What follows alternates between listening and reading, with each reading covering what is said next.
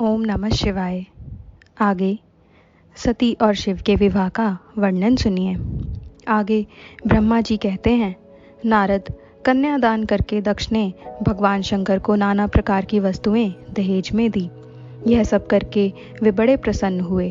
फिर उन्होंने ब्राह्मणों को भी नाना प्रकार के धन बांटे। तत्पश्चात लक्ष्मी सहित भगवान विष्णु शंभु के पास हाथ जोड़कर खड़े हुए और यूं बोले, देव देव महादेव, दया सागर, प्रभु, तात, आप संपूर्ण जगत के पिता हैं और सती देवी सबकी माता हैं। आप दोनों सत्पुरुषों के कल्याण तथा दुष्टों के दमन के लिए सदा लीला पूर्वक अवतार ग्रहण करते हैं। यह सनातन श्रुति का कथन है। आप चिकने नील अंजन के समान शोभा वाली सती के साथ जिस प्रकार शोभा पा रहे हैं, मैं उससे उल्टे लक्ष्मी के साथ शोभा पा रहा हूँ। अर्थात सती नीलवर्णा तथा आप गौरववर्ण हैं। उससे उल्टे मैं नीलवर्ण तथा लक्ष्मी गौरवर्णा है। नारद, मैं देवी सती के पास आकर गृह सूत्रोक्त का विधि से विस्तार पूर्वक सारा अग्नि कार्य कराने लगा। मुझ आचार्य तथा ब्राह्मणों की आज्ञा से शिवा और शिव ने बड़े हर्ष के साथ विधि पूर्वक अग्नि की परिक्रमा की। उस समय वहां बड़ा अद्भुत उत्सव मनाया गया। गाजे बाजे और नृत्य के साथ होने वाला वह उत्सव सबको बड़ा सुखद जान पड़ा।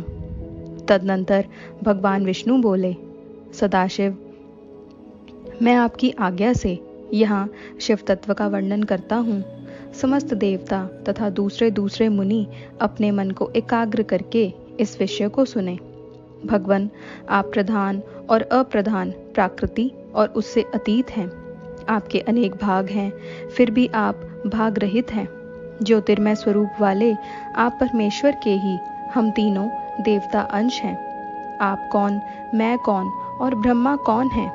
आप परमात्मा के ही ये तीन अंश हैं जो सृष्टि, पालन और संहार करने के कारण एक दूसरे से भिन्न प्रतीत होते हैं। आप अपने स्वरूप का चिंतन कीजिए। आपने स्वयं ही लीला पूर्वक शरीर धारण किया है। आप निर्गुण ब्रह्म रूप से एक हैं। आप ही सगुण ब्रह्म हैं और हम ब्रह्मा, विष्णु तथा रुद्र तीनों आपके अंश हैं। जैसे एक ही शरीर के भिन्न भिन्न अवयव मस्तक, ग्रीवा आदि नाम धारण करते हैं, तथापि उस शरीर से वे भिन्न नहीं हैं, उसी प्रकार हम तीनों अंश आप परमेश्वर के ही अंग हैं, जो ज्योतिर्मय आकाश के समान सर्वव्यापी एवं निर्लेप स्वयं ही अपना धाम, पुराण, कूटस्थ, अव्यक्त, अनंत, नित्य तथा दीर्घ आदि विशेषणों से रहित निर्विशेष ब्रह्म है। वही आप शिव हैं। अतः आप ही सब कुछ हैं। ब्रह्मा जी कहते हैं, मुनीश्वर, भगवान विष्णु की यह बात सुनकर महादेव जी बड़े प्रसन्न हुए। तदनंतर उस विवाह यज्ञ के स्वामी अर्थात यजमान परमेश्वर शिव प्रसन्न हो लौकी की गति का आश्रय ले हाथ जोड़कर खड़े हुए मुझ ब्रह्मा से प्रेम पूर्वक बोले। शिव ने कहा, ब्राह्मण, आपने सारा वैवाहिक कार्य अच्छी तरह संपन्न करा दिया। अब मैं प्रसन्न हूँ। आप मेरे आचार्य हैं। बताइए, आपको क्या दक्षिणा दूं? सूर्यज्येष्ठ, आप उस दक्षिणा को मांगिए। महाभाग, यदि वह अत्यंत दुर्लभ हो तो भी उसे शीघ्र कहिए। मुझे आपके लिए कुछ भी अदेय नहीं है। मुने, भगवान शंकर का यह वचन सुनकर मैं हाथ जोड़ विनीत चित्त से उन्हें बारंबार प्रणाम करके बोला, देवेश, यदि आप प्रसन्न हो और महेश्वर, यदि मैं वर पाने के योग्य हूँ तो प्रसन्नता पूर्वक जो बात कहता हूँ उसे आप पूर्ण कीजिए। महादेव, आप इसी रूप में इसी वेदी पर सदा विराजमान रहें, जिससे आपके दर्शन से मनुष्यों के पाप धुल जाएं। चंद्रशेखर, आपका सानिध्य होने से मैं इस वेदी के समीप आश्रम बनाकर तपस्या करूं, यही मेरी अभिलाषा है। चैत्र के शुक्ल पक्ष की त्रयोदशी को पूर्वा फाल्गुनी नक्षत्र में रविवार के दिन इस भूतल पर जो मनुष्य भक्ति भाव से आपका दर्शन करे, उसके सारे पाप तत्काल नष्ट हो जाएं, विपुल पुण्य की वृद्धि हो और समस्त रोगों का सर्वथा नाश हो जाए। जो नारी दुर्भगा वंध्या, कानी अथवा रूपहीना हो, वह भी आपके दर्शन मात्र से ही अवश्य निर्दोष हो जाए। मेरी यह बात उनकी आत्मा को सुख देने वाली थी। इसे सुनकर भगवान शिव ने प्रसन्न चित्त से कहा, विधातः ऐसा ही होगा। मैं तुम्हारे कहने से संपूर्ण जगत के हित के लिए अपनी पत्नी सती के साथ इस वेदी पर सुस्थिर भाव से स्थित रहूंगा। ऐसा कहकर पत्नी सहित भगवान शिव अपनी अंश रूपिणी मूर्ति को प्रकट करके वेदी के मध्य भाग में विराजमान हो गए। तत्पश्चात स्वजनों पर स्नेह रखने वाले परमेश्वर शंकर दक्ष से विदा ले अपनी पत्नी सती के साथ कैलाश जाने को उद्यत हुए। उस समय उत्तम बुद्धि वाले दक्ष ने विनय से मस्तक झुका हाथ जोड़ भगवान वृषभध्वज की प्रेम पूर्वक स्तुति की। फिर श्री विष्णु आदि समस्त देवताओं, मुनियों और शिवगणों ने नमस्कार पूर्वक नाना प्रकार की स्तुति करके बड़े आनंद से जय जयकार किया। तदनंतर दक्ष की आज्ञा से भगवान शिव ने प्रसन्नता पूर्वक सती को वृषभ की पीठ पर बिठाया और स्वयं भी उस पर आरूढ़ हो वे प्रभु हिमालय पर्वत की ओर चले। भगवान शंकर के समीप वृषभ पर बैठी हुई सुंदर दांत और मनोहर हास वाली सती अपने नील श्याम वर्ण के कारण चंद्रमा में नीली रेखा के समान शोभा पा रही थी। उस समय उन नव दंपत्ति की शोभा देख श्री विष्णु आदि समस्त देवता, मरीचि आदि महर्षि तथा दूसरे लोग ठगे से रह गए, हिलडुल भी न सके तथा दक्ष भी मोहित हो गए। तत्पश्चात कोई बाजे बजाने लगे और दूसरे लोग मधुर स्वर से गीत गाने लगे। कितने ही लोग प्रसन्नता पूर्वक शिव के कल्याण में उज्जवल यश का गान करते हुए उनके पीछे पीछे चले। भगवान शंकर ने बीच रास्ते से दक्ष को प्रसन्नता पूर्वक लौटा दिया और स्वयं प्रेमाकुल हो प्रेमत कणों के साथ अपने धाम को जा पहुँचे। यद्यपि भगवान शिव ने विष्णु आदि देवताओं को भी विदा कर दिया था, तो भी वे बड़ी प्रसन्नता और भक्ति के साथ पुनः उनके साथ हो लिए। उन सब देवताओं, प्रमथ गणों तथा अपनी पत्नी सती के साथ हर्ष भरे शंभु हिमालय पर्वत से सुशोभित अपने कैलाश धाम में जा पहुँचे। वहां जाकर उन्होंने देवताओं, मुनियों तथा दूसरे लोगों को बहुत आदर सम्मान करके उन्हें प्रसन्नता पूर्वक विदा किया। शंभु की आज्ञा ले वे विष्णु आदि सब देवता तथा मुनि नमस्कार और स्तुति करके मुख पर प्रसन्नता की छाप लिए अपने अपने धाम को चले गए। सदाशिव का चिंतन करने वाले भगवान शिव भी अत्यंत आनंदित हो हिमालय के शिखर पर रहकर अपनी पत्नी दक्ष कन्या सहित सती के साथ विहार करने लगे। सूत जी कहते हैं, मुनियों, पूर्व काल में स्वयंभुव मनवंतर में भगवान शंकर और सती का जिस प्रकार विवाह हुआ वह सारा प्रसंग मैंने तुमसे कह दिया। जो विवाह काल में, यज्ञ में अथवा किसी भी शुभ कार्य के आरंभ में भगवान शंकर की पूजा करके शांत चित्त से इस कथा को सुनता है, उसका सारा कर्म तथा वैवाहिक आयोजन बिना किसी विघ्न बाधा के पूर्ण होता है और दूसरे शुभ कर्म भी सदा निर्विघ्न पूर्ण होते हैं। इस शुभ उपाख्यान को प्रेम पूर्वक सुनकर विवाहित होने वाली कन्या भी सुख, सौभाग्य, सुशीलता और सदाचार आदि सद्गुणों से संपन्न साध्वी स्त्री तथा पुत्रवती होती है। आगे कैलाश तथा हिमालय पर्वत पर श्री शिव और सती के विविध विहारों का विस्तार पूर्वक वर्णन करने के पश्चात ब्रह्मा जी ने कहा, मुने, एक दिन की बात है, देवी सती एकांत में भगवान शंकर से मिली और उन्हें भक्ति पूर्वक प्रणाम करके दोनों हाथ जोड़ खड़ी हो गई। प्रभु शंकर को पूर्ण प्रसन्न जान नमस्कार करके विनीत भाव से खड़ी हुई। दक्ष कुमारी सती भक्ति भाव से अंजलि बांधे बोली। सती ने कहा, देव देव महादेव, करुणा सागर, प्रभु, दीनों उद्धार परायण, महायोगिन, मुझ पर कृपा कीजिए। आप परम पुरुष हैं, सबके स्वामी हैं, रजोगुण, सत्वगुण और तमोगुण से परे हैं, निर्गुण भी हैं, सगुण भी हैं, सबके साक्षी, निर्विकार और महाप्रभु हैं। हर मैं धन्य हूँ जो आपकी कामिनी और आपके साथ सुंदर विहार करने वाली आपकी प्रिया हुई। स्वामिन, आप अपनी भक्त वत्सलता से ही प्रेरित होकर मेरे पति हुए हैं। नाथ, मैंने बहुत वर्षों तक आपके साथ विहार किया है। महेशान, इससे मैं बहुत संतुष्ट हुई हूँ और अब मेरा मन उधर से हट गया है। देवेश्वर हर, अब तो मैं उस परम तत्व का ज्ञान प्राप्त करना चाहती हूँ जो निरतिशय सुख प्रदान करने वाला है तथा जिसके द्वारा जीव संसार दुख से अनायास ही उद्धार पा सकता है। नाथ, जिस कर्म का अनुष्ठान करके विषय जीव भी परम पद को प्राप्त कर ले और संसार बंधन में न बंधे, उसे आप बताइए। मुझ पर कृपा कीजिए। ब्रह्मा जी कहते हैं, मुने, इस प्रकार आदि शक्ति महेश्वरी सती ने केवल जीवों के उद्धार के लिए जब उत्तम भक्ति भाव के साथ भगवान शंकर से प्रश्न किया, तब उनके उस प्रश्न को सुनकर स्वेच्छा से शरीर धारण करने वाले तथा योग के द्वारा भोग से विरक्त चित्त वाले स्वामी शिव ने अत्यंत प्रसन्न होकर सती से इस प्रकार कहा। शिव बोले, देवी, दक्ष नंदिनी, महेश्वरी, सुनो, मैं उसी परम तत्व का वर्णन करता हूँ जिससे वासनाबद्ध जीव तत्काल मुक्त हो सकता है। परमेश्वरी, तुम विज्ञान को परम तत्व जानो। विज्ञान वह है जिसके उदय होने पर मैं ब्रह्म हूँ ऐसा दृढ़ निश्चय हो जाता है। ब्रह्म के सिवा दूसरी किसी वस्तु का स्मरण नहीं रहता तथा उस विज्ञानी पुरुष की बुद्धि सर्वदा शुद्ध हो जाती है।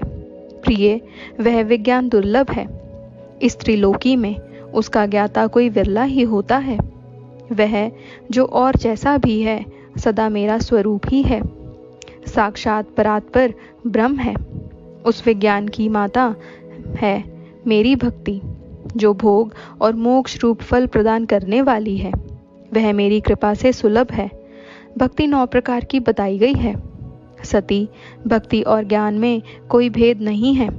भक्त और ज्ञानी दोनों को ही सदा सुख प्राप्त होता है। जो भक्ति का विरोधी है उसे ज्ञान की प्राप्ति नहीं होती। देवी, मैं सदा भक्त के अधीन रहता हूँ और भक्ति के प्रभाव से जातिहीन नीच मनुष्यों के घरों में भी चला जाता हूँ, इसमें संशय नहीं है। सती, वह भक्ति 2 प्रकार की है, सगुणा और निगुणा। जो वैधि अर्थात शास्त्र विधि से प्रेरित और स्वभावकी अर्थात हृदय के सहज अनुराग से प्रेरित भक्ति होती है, वह श्रेष्ठ है तथा इससे भिन्न जो कामना मूलक भक्ति होती है वह निम्न कोटि की मानी गई है। पूर्वोक्त सगुणा और निर्गुणा, ये दोनों प्रकार की भक्तियां नैष्ठिकी और अनैष्ठिकी भेद से 2 भेद वाली हो जाती हैं।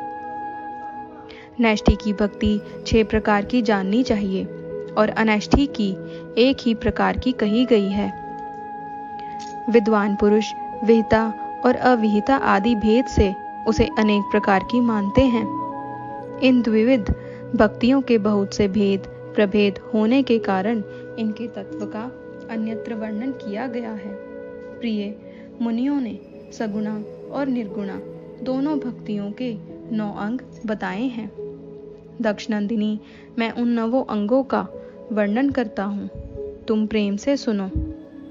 देवी, श्रवण, कीर्तन, स्मरण, सेवन, दास्य, अर्चना, सदा मेरा वंदन, सख्य और आत्मसमर्पण, ये विद्वानों ने भक्ति के 9 अंग माने हैं।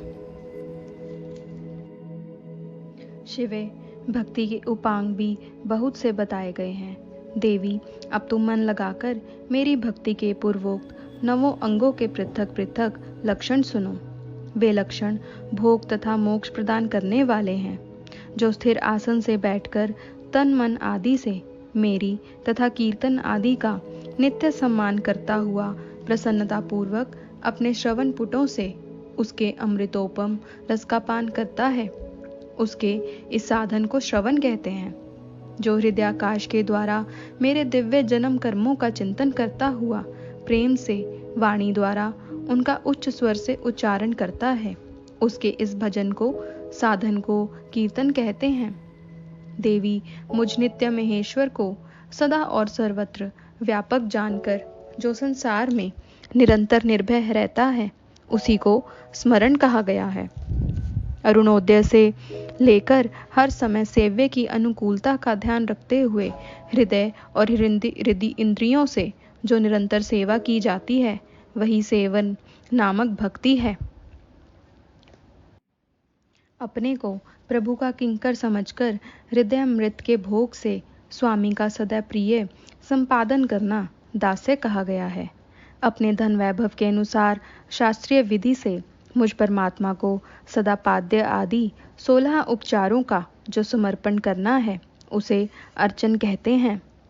मन से ध्यान और वाणी से वंदनात्मक मंत्रों के उच्चारण पूर्वक 8 अंगों से भूतल का स्पर्श करते हुए जो इष्ट देव को नमस्कार किया जाता है, उसे वंदन कहते हैं।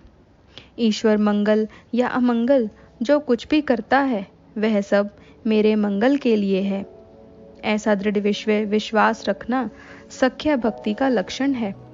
देह आदि जो कुछ भी अपनी कही जाने वाली वस्तु है, वह सब भगवान की प्रसन्नता के लिए उन्हीं को समर्पित करके अपने निर्वाह के लिए भी कुछ बचाकर न रखना अथवा निर्वाह की चिंता से भी रहित हो जाना आत्मसमर्पण कहलाता है। ये मेरी भक्ति के 9 अंग हैं जो भोग और मोक्ष प्रदान करने वाले हैं। इनसे ज्ञान का प्रकट्य होता है तथा ये सब साधन मुझे अत्यंत प्रिय हैं।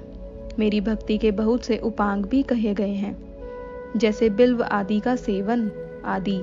इनको विचार से समझ लेना चाहिए। प्रिय, इस प्रकार मेरी सांगोपांग भक्ति सबसे उत्तम है। यह ज्ञान वैराग्य की जननी है और मुक्ति इसकी दासी है। यह सदा सब साधनों से ऊपर विराजमान है। इसके द्वारा संपूर्ण कर्मों के फल की प्राप्ति होती है। यह भक्ति मुझे सदा तुम्हारे समान ही प्रिय है। जिसके चित्त में नित्य निरंतर यह भक्ति निवास करती है, वह साधक मुझे अत्यंत प्यारा है। देवेश्वरी, तीनों लोकों और चारों युगों में भक्ति के समान दूसरा कोई सुखदायक मार्ग नहीं है। कलयुग में तो यह विशेष सुखद एवं सुविधाजनक है। देवी, कलयुग में प्राय ज्ञान और वैराग्य के कोई ग्राहक नहीं है, इसलिए वे दोनों वृद्ध, उत्साह शून्य और जर्जर हो गए हैं। परंतु भक्ति कलयुग में तथा अन्य सब युगों में भी प्रत्यक्ष फल देने वाली है। भक्ति के प्रभाव से मैं सदा उसके वश में रहता हूँ, इसमें संशय नहीं है। संसार में जो भक्तिमान पुरुष हैं, उसकी मैं सदा सहायता करता हूँ, उसके सारे विघ्नों को दूर हटाता हूँ। उस भक्त का जो शत्रु होता है, वह मेरे लिए दंडनीय है, इसमें संशय नहीं है। देवी, मैं अपने भक्तों का रक्षक हूँ। भक्त की रक्षा के लिए ही मैंने कुपित हो अपने नेत्र जनित अग्नि से काल को भी दग्ध डाला था। प्रिय, भक्त के लिए मैं पूर्व काल में सूर्य पर भी अत्यंत क्रुद्ध हो उठा था और शूल लेकर मैंने उन्हें मार भगाया था। देवी, भक्त के लिए मैंने सैन्य सहित रावण को भी क्रोध पूर्वक त्याग दिया और उसके प्रति कोई पक्षपात नहीं किया। सती, देवेश्वरी, बहुत कहने से क्या लाभ। मैं सदा ही भक्त के अधीन रहता हूँ और भक्ति करने वाले पुरुष के अत्यंत वश में हो जाता हूँ। ब्रह्मा जी कहते हैं, नारद, इस प्रकार भक्त का महत्व सुनकर दक्ष कन्या सती को बड़ा हर्ष हुआ। उन्होंने अत्यंत प्रसन्नता पूर्वक भगवान शिव को मन ही मन प्रणाम किया। मुने, सती देवी ने पुनः भक्ति कांड विषयक शास्त्र के विषय में भक्ति पूर्वक पूछा। उन्होंने जिज्ञासा की कि जो लोक में सुखदायक तथा जीवों के उद्धार के साधनों का प्रतिपादक है, वह शास्त्र कौन सा है। उन्होंने यंत्र मंत्र शास्त्र, उसके महात्म्य तथा अन्य जीवोद्धारक धर्म में साधनों के विषयों में विशेष रूप से जानने की इच्छा प्रकट की। सती के इस प्रश्न को सुनकर शंकर जी के मन में बड़ी प्रसन्नता हुई। उन्होंने जीवों के उद्धार के लिए सब शास्त्रों का प्रेम पूर्वक वर्णन किया। महेश्वर ने 5 अंगों सहित तंत्र शास्त्र, यंत्र शास्त्र तथा भिन्न भिन्न देवेश्वरों की महिमा का वर्णन किया। मुनीश्वर इतिहास कथा सहित उन देवताओं के भक्ति की महिमा का, वर्णाश्रम धर्मों का तथा राजधर्मों का भी निरूपण किया। पुत्र और स्त्री के धर्म की महिमा का, कभी नष्ट न होने वाले वर्णाश्रम धर्म का और जीवों को सुख देने वाले वैदिक शास्त्र तथा ज्योतिष शास्त्र का भी वर्णन किया। महेश्वर ने कृपा करके उत्तम सामुद्रिक शास्त्र का तथा और भी बहुत से शास्त्रों का तत्वतः वर्णन किया। इस प्रकार लोकोपकार करने के लिए सद्गुण संपन्न, शरीर धारण करने वाले, त्रिलोक सुखदायक और सर्वज्ञ सती शिव हिमालय के कैलाश शिखर पर तथा अन्य स्थानों में नाना प्रकार की लीलाएं करते थे। वे दोनों दंपत्ति साक्षात पार ब्रह्म स्वरूप हैं।